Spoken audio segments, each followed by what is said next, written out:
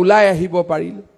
আজি আমাৰ ৰাজ্যখন প্ৰধানমন্ত্ৰী মোদী ডাঙৰীয়াৰ নেতৃত্বত এখন অগ্ৰণী ৰাজ্যলৈ পৰিণত হ'ল। বৰপেটা ৰোডৰ বহু লোক ব্যৱসায় বাণিজ্যৰ বাবে ভাৰতৰ বিভিন্ন ৰাজ্যত ঘূৰি ফুৰে। এতিয়া আপোনালোকে অসম বুলি ক'লে ভাৰতৰ আন ৰাজ্যয়ো আমাক সন্মানৰ চকুৰে চায়, কাৰণ এতিয়া অসম এখন প্ৰগতিৰ ধ্বজাবাহক ৰাজ্য। আমাৰ ৰাজ্যখনত যোৱা 3টা বছৰত জনজাতীয় অজনজাতীয় লোকৰ মাজত সংঘাত নোহোৱা হ'ল।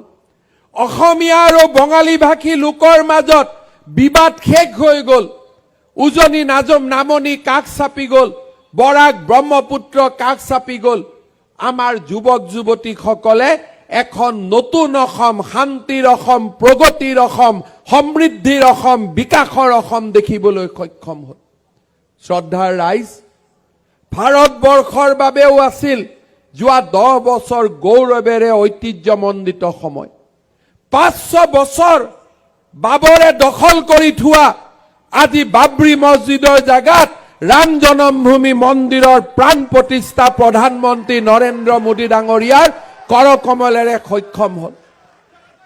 ভাৰতৰ অৰ্থনীতি বিশ্বৰ 5ম অৰ্থনীতিলৈ ৰূপান্তৰ হ'ল। আজি ভাৰতবৰ্ষই বিকাশৰ এক নতুন গতিৰে আগবাঢ়ি গ'ল। আমাৰ ৰাজ্যখনতো আজি আমি বিকাশৰ প্ৰতিধ্বনি শুনিবলৈ পাইছো। আজি ব্ৰহ্মপুত্ৰৰ ওপৰত দলঙেই হওক, ৰাষ্ট্ৰীয় ঘাইপথেই হওক, অসম মালাৰ আঁচনিয়ে হওক, আমাৰ মেডিকেল কলেজে হওক, এইমছে হওক, নতুনকৈ নিৰ্মাণ হ'বলগীয়া অমৃত ৰেলৱে ষ্টেচনসমূহে হওক, আজি নতুন অসমৰ পৰিচয় দাঙি ধৰিছে। শ্ৰদ্ধাৰ ৰাইজ, মই বিশ্বাস কৰোঁ আমাৰ ৰাজ্যত 3টা বছৰ যি ধৰণে আমি শান্তি সম্প্ৰীতিৰ মাজেৰে বাস কৰিছো, তেনে পৰিৱেশ যদি আৰু আমি 7টা বছৰ ধৰি ৰাখিব পাৰোঁ, এটা মাত্ৰ দশক